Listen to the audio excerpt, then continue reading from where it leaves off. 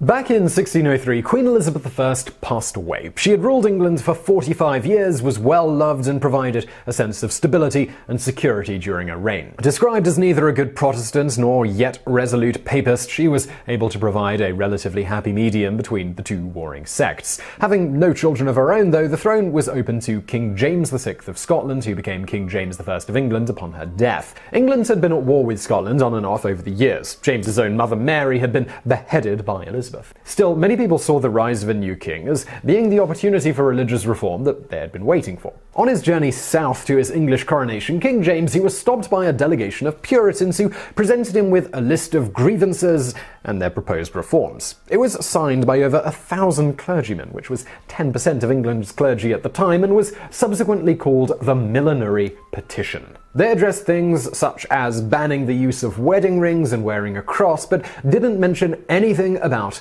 a new Bible translation. The new King James called for a meeting at Hampton Court Palace to address the concerns in the Millenary Petition, which took place in early 1604. The Puritans weren't allowed to attend the first day of the conference, and James largely disregarded most of their requests. In fact, James was happy with the setup of the English Church, having been extremely frustrated with the Scottish Presbyterian model. Eventually, Dr. John Reynolds, the lead Puritan voice at the conference, brought up the idea of a Bible translation because those which were allowed in the reign of King Henry VIII and King Edward VI were corrupt and not answerable to the truth of the original.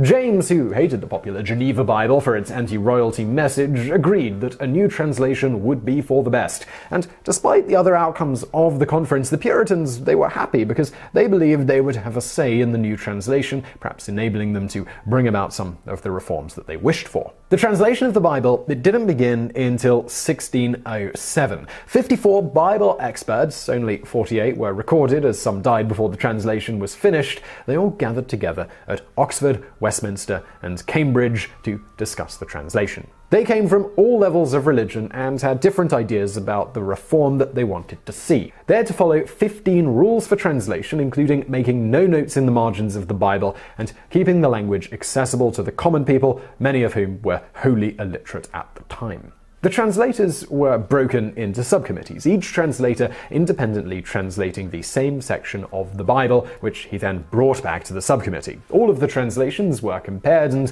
one was selected to be sent to the General Revising Committee. The Revising Committee then listened to the translation rather than read it. Because much of their audience was illiterate, they wanted the Bible to sound right more than they wanted it to look right. If the translation didn't sound good, the General Committee would debate and revise the passage until it did. Afterwards, they would send the approved passages to a few bishops, who would then send the passages on to the Archbishop of Canterbury, who would send it to King James, who had the final say in the approval of the new translation. The new translation was finally completed in 1610, but didn't become available to the public until the following year. It was printed by Robert Barker, King James's personally appointed printer. Unfortunately, the new translation had been so anticipated that Barker rushed to the printer, and many mistakes were made. Barker had paid £3,500 for the rights to publish the Bible, and spent even more trying to fix mistakes and fend off pirating publishers. By 1635, he was in debtor's prison, where he'd later die. Aside from printing two different versions of the Bible at the same time and allowing their pages to get bound up together rather than separately, major typos were also discovered in the 1631 printing, which later became known as the Wicked Bible. Among other discrepancies, God's greatness was misprinted as God's great ass, and the word not was left out of the commandment, "Thou shalt not commit adultery."